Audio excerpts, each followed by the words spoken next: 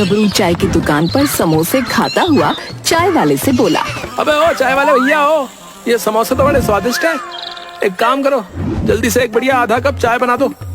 गबरू की बात सुनकर चाय वाला क्रोधित होकर बोला। गबरू भैया, पहले पिछला वाला हिसाब करो। अबे अभी पैसे नहीं है बे, दे दूंगा। अरे अगर पैसे नहीं है तो फिर ये समोसे कैसे खरीद कर लेकर आए? अबे ये भी उधार ही लेकर आया हूँ, समझे? जानता था तुम्हारे जैसे लोगों की जिंदगी उधारी में ही कट जाती है। अरे काम के ना काज के और दुश्मन अनाज के। धरती पर बोझ हो तुम कासगंज से जो है अपनी सड़ी हुई शकल लेकर दफा क्यों नहीं हो जाते भैया? अबे ओ बस बहुत ज्यादा बोल दिया तूने, समझा? चाय वाले कहीं के। अबे अब अगर इससे आगे एक शब्द भी बोला ना तो मुझसे बुरा कोई नहीं होगा, समझा? तभी वहाँ पर रतन, जो कि गबरू का लंगोटिया यार था और छोटी मोटी चोरियां करता था, आकर बोला। क्या बात है गबलू भैया, ताहे को चाय वाले पे गुत्ता कर ले हो? अबे तुम्हें क्या बताऊं यार, ये 2 कौड़ी का चाय वाला अबे मेरी रिस्पेक्ट ही नहीं कर रहा यार। मतलब तुम्हारा अपमान कर रहा है। हाँ भाई अरे भाई, अपमान तो उसका किया जाता है जिसका कोई सम्मान हो। अबे क्या मतलब है बे? तभी रतन गुस्से से बोला। ओ गबलू, तुमने कुछ दिनों पहले ना मुझसे पैसे उधार लिए थे और आज तक नहीं लौटा है। कान खोल कर सुन लो, अगर तुमने मेरे पैसे नहीं लौटाए ना तो मुझसे बुरा कोई नहीं होगा। और तुम जानते हो, लतन जब किसी से दोस्ती करता है तो अपना सब कुछ कुर्बान कर देता है, लेकिन किसी से दुश्मनी करता है ना तो उसे कहीं का नहीं छोड़ता। अचानक क्रोधित होकर रतन की ओर देखकर बोला। अबे ओ, तुम सिर्फ अपने लंबे होने का फायदा उठाते, समझे? मैं नाटा हूँ ना, इसीलिए तुम मुझसे अकड़ कर बात कर रहे हो, समझे? ओ, तुम्हारा खलील तो दलूल नाटा है, लेकिन तुम्हारी जुबान कितनी लंबी है, तभी थोता है तुमने। रतन की बात सुनकर गबरू पैर पटकता हुआ कासगंज से बाहर निकल गया। वो कुछ दूर ही चला था कि तभी एक भिखारी की आवाज गबरू के कानों में टकराई। ईश्वर के नाम पे मुझे कुछ दे दे बेटा। गबरू उस भिखारी से बोला। अबे ओ, मेरी हालत भी तुम्हारी तरह ही है, जेब में एक फूटी कौड़ी नहीं, समझे? समझ गया, इसका मतलब तुझे मेरे वरदान की जरूरत है। साधु की बात सुनकर गबरू गुस्से से बोला। अबे खुद तो भीख मांग रहा है और मुझे वरदान देने की बात कह रहा है? अबे भीख तो मैं अपने शौक के लिए मांग रहा हूँ, वरदान तो मैं मुफ्त में दे देता हूँ। अच्छा, तो तू मुझे क्या वरदान दे सकता है बे भिखारी? है बे? कर भला तो हो बुरा, मैं तुझे वरदान देता हूँ कि कर बुरा तो हो भला। अबे ये क्या उल्टा सीधा रखे जा रहा है बे तू भिखारी? है बे? तू सीधे सीधे बताएगा कि वरदान क्या है बे? गबरू की बात सुनकर अचानक भिखारी क्रोधित होता हुआ बोला।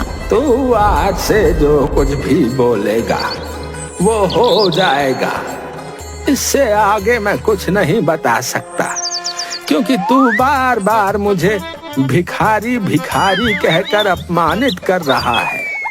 इतना बोलकर भिखारी वहाँ से चला गया। भिखारी के जाते ही गबरू अपने आप से बोला। अबे ये भिखारी क्या वरदान देकर चला गया? मेरी तो कुछ समझ में नहीं आ रहा है। बस इतना ही समझ पाया हूँ कि अगर मैं कुछ भी बोलूंगा तो उसका बुरा ही होगा।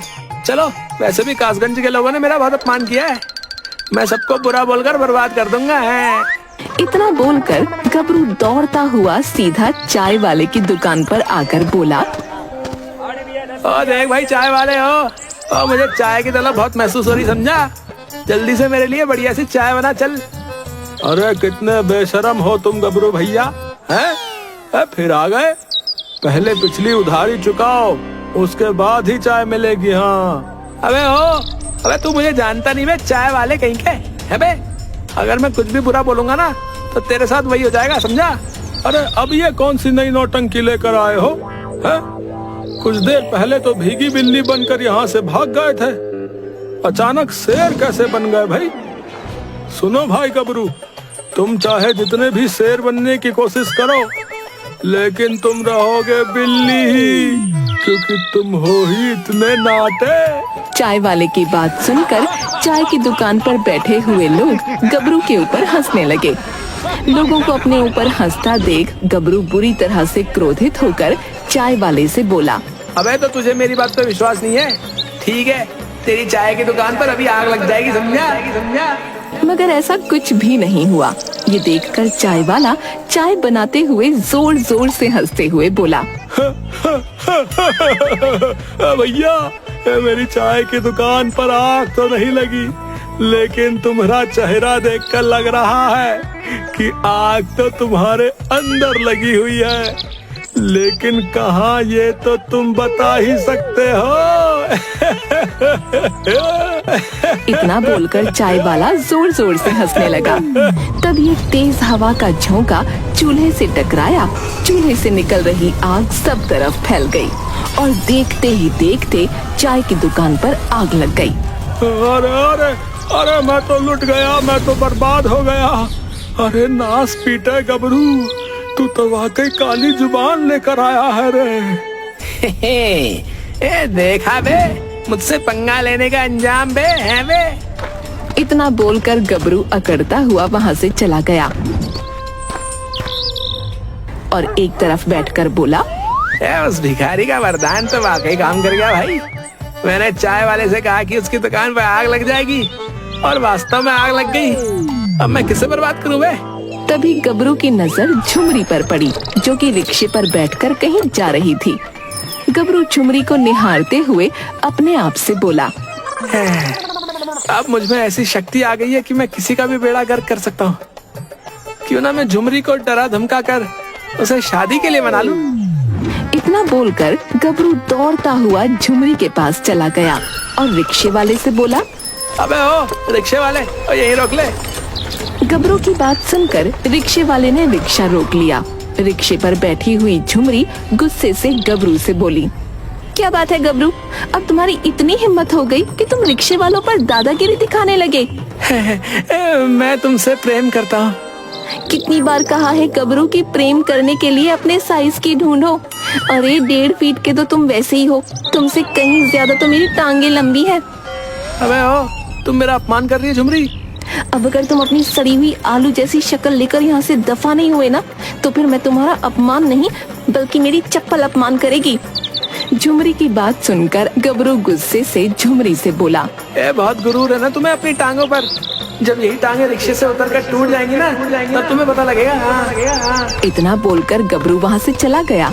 झुमरी अपने आप से बोली, इस नाटे ने तो मेरा मूड ही खराब कर दिया। अब तो मेरा सहेली के घर जाने का मूड भी नहीं कर रहा, घर ही चलती हूँ। इतना बोलकर झुमरी जैसे ही रिक्शे से उतरी, अचानक उसका पैर मुड़ गया और झुमरी गिर पड़ी।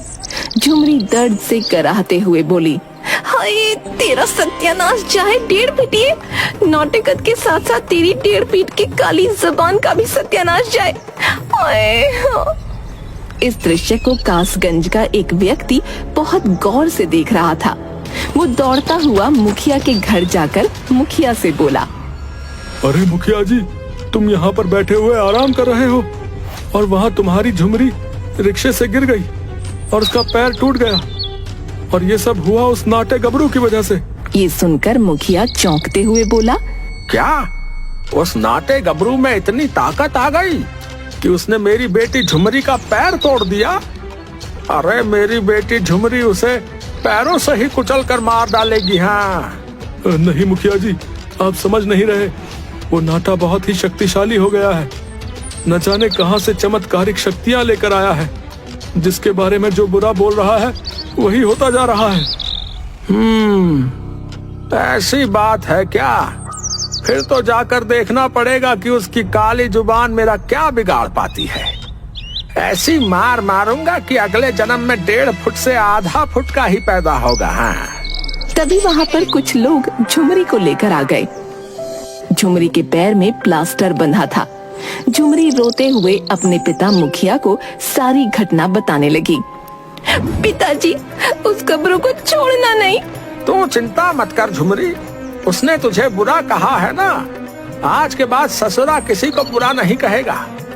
उसकी जुबान ही काट लूंगा। हाँ, मुखिया उस व्यक्ति को लेकर गबरू के घर पर चला गया। गबरू घर पर आराम से लेटा था। मुखिया को देखकर गबरू चौंकते हुए बोला, मुखिया जी, बगैर दरवाजा खटखटाए मेरे घर में घुसने की तुम्हारी हिम्मत कैसे हुई बे? अरे अभी मेरे इतने बुरे दिन नहीं आए कि मैं तुम्हारे जैसे चोरों के घर पर दरवाजा खटखटाऊं। अबे ओ देखो मुखिया, कुछ ही देर में मैंने सारे गांव में आतंक मचा दिया, समझे? हाँ हाँ, मुझे पता चला। तूने अपनी काली जुबान से चाय वाले की दुकान पर आग लगा दी और मेरी बेटी झुमरी का पैर तोड़ दिया। अबे ओ बकवास मत करो मुखिया, सीधे सीधे बताओ यहाँ पर क्यों आए हो? तुझे कासगंज से बाहर निकालने के लिए। तेरे जैसा पनौती जब तक कासगंज में रहेगा, कासगंज का कभी भला नहीं हो सकता। अबे ओ, सुना है कि तुम्हें अब आंखों से कम दिखाई देने लगा मुखिया? अगर तुम अंधे हो जाओ तो कैसा रहेगा?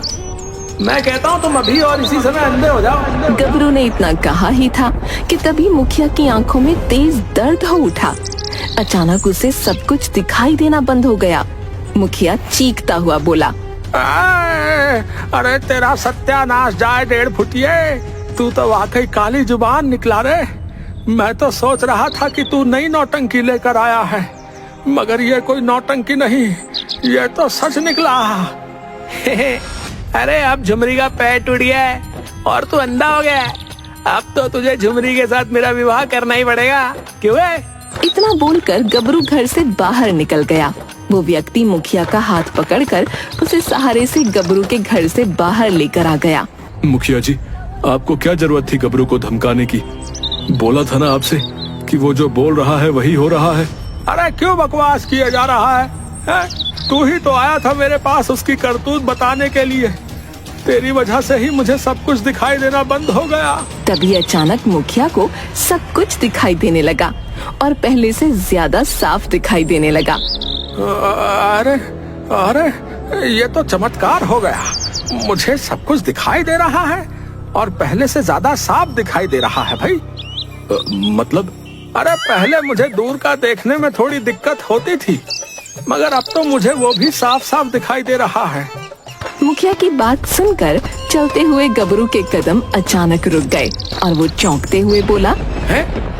अबे ऐसे कैसे हो सकता है बे? मैंने तो बुरा बोला था। तूने बुरा बोला था और हो भी गया था, लेकिन भगवान के चमत्कार से सब कुछ सही हो गया। अब मैं तुझे कासगंज में नहीं रहने दूंगा। इतना बोलकर मुखिया ने चिल्लाते हुए सारे गांव वालों को एकत्रित कर लिया और बोला, देखते क्या हो, इस नाटे काली जुबान को धक्के देकर कासगंज से बाहर निकाल दो। कासगंज वाले गबरू को कासगंज से बाहर निकालने ही वाले थे कि तभी चाय वाला वहाँ पर दौड़ता हुआ आ पहुँचा। अरे अरे हमारी तो किस्मत खुल गई भैया। अरे हम तो रातों रात लखपति हो गए। ये सुनकर सभी चौंक पड़े। हाँ? क्या बकवास कर रहा है चाय वाले? तेरी तो चाय के दुकान पर आग लग गई थी। अरे सही कहा, हमारी चाय की दुकान पर आग लग गई रही। मैं भूल गया रहा कि मैं जो है अपनी चाय की दुकान पर 50 लाख का इंश्योरेंस करवाया था, जो कि मुझे मिल गया है। अब मैं चाय की दुकान की जगह काफी की दुकान खोलूंगा। हाँ, काफी पिलाऊंगा। तभी वहाँ पर एक बूढ़ा व्यक्ति दौड़ता हुआ आया और मुखिया से बोला, मुखिया जी, झुमरी अपनी सहेली के घर पर जा रही थी क्या? वो गई तो नहीं? नहीं, वो तो नहीं गई। इस गबरू ससुरे ने उसे बुरा जो बोल दिया था। अरे इसने बुरा बोला तो सही किया। हाँ, क्या मतलब? मतलब झुमरी जिस सहेली के घर पर जा रही थी ना, अचानक उसका घर टूट कर गिर गया।